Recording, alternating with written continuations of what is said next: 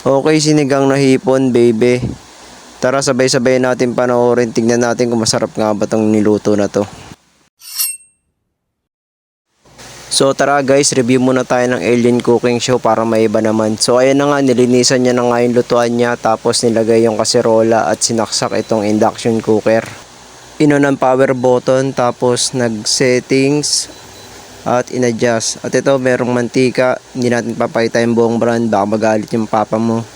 Siguro inantay kumulo or minute yung mantika ng konti, tapos naggisa. Ang hilig na ito maggisa eh, panigisa na ito eh. Bawat lulutuin na ito may sabaw, may gisa eh. Ayan oh, sibuyas, bawang, luya. Ayan, tapos nilagay niya na yung hipon pagkatapos niya gisahin yung mga pampalasa. Tapos ayan, tinakpan. Ano yun? Nilagay niya ng asin, tapos paminta, tinakpan ulit. Tapos ano yan, sabaw, tubig, nilagyan ng tubig. Tapos papakuluin niya, malamang, ay hindi, nilagay yung kamatis. Hindi mo ginisa, dapat sinabay mo kanina. Mali ito. Tapos ano yun, kangkong, inakuluan. Okay, sige, kumulo na. Tapos nilagay yung okra. Yan, kulong-kulo, ang daming kulo na ito. Tapos ano yun, ayun na yung pampalasa, ano eh, sinigang mix, sampalok. Yan, tapos sinalo-halo, ayan na. Mukhang luto na ata, ay hindi pa. Ayan, gulay, nilagyan ng gulay, tapos nilubo, ano yun? Yung kangkong na lumubog na. Tapos, ayun na ba yun? Luto na ba yun? Oh, nag-slow mo na, parang luto na ata. Nako, masarap kaya yun, parang lata naman yung gulay na ito. Oh, ma-prove ka agad, di pa nga tapos. Ayun na ba yun? Bilis naman. Ay, hindi pa, meron pa, ano to, may karugtong, ano to, ba't mga bumalik ka so yung mga ano kung paano niya sinimula yung pagluluto. Bali pinakita niya dito yung mga sangkap.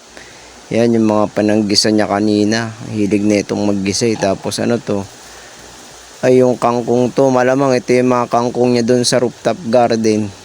Ayun oh, ayan, hugasan mo yan para malinis. Tapos magic, ang bilis ah. Ano to, kangkong, okra. Malamang binili to, may gome. Yan, sige, ugasan mo lang din yan para malinis. Tas kamatis, galing din yan sa palengke. Malamang wala naman kayong tanim na kamatis eh. Tapos ano to, luya, tama ba? Tapos nag-transition ka na mabilis dito sa hipon. Ano yan, hinugasan, tapos ano yan, ginugupitan. Ano yan, ginugupit mo yung mga balahibo. Tapos yung ano yung sungay. Tapos ito naman to, ito ka na, naghihiwa ka na ng mga panggisa mo. Ayan, bawang, okay. Tapos sinunod, sibuyas. Daming sibuyas ah, nalaki niyan ah. Makakapaglasa ba yan? Sige, basta gayatin mo ng gayatin, bahala ka sa buhay mo. Tapos ano sunod? Luya. Sige, kadkad. O yan, hiwa mo ng mga ano, bilog-bilog. Basta yan, ganyang hiwa, okay na yan. Tapos next, kamatis. Ayan, yan yung nilagay mong huli kanina. Tibay mo, galing mo rin talaga. Magigisa ka na lang, may naiiwan pa. Tapos next, kulukulubot na okra. Tangigit na, hindi na naawa. Ano ba yan? Libre ba yan? O parang napulot mo lang ata yan ah. Sige, ano pa? Yan ka naman sa kangkong. Lagay mo dyan. Prituin mo na naman. 3-in-1 cooking ka na naman dyan. Bahala ka sa buhay mo. Sige, pitas ka na magpitas dyan. Ano naman bibilis yan? Ayos, ang tagal ah. Oh, ano yan? Tapos na. Transition na eh. Mukhang tapos na nga. So, mukha namang masarap.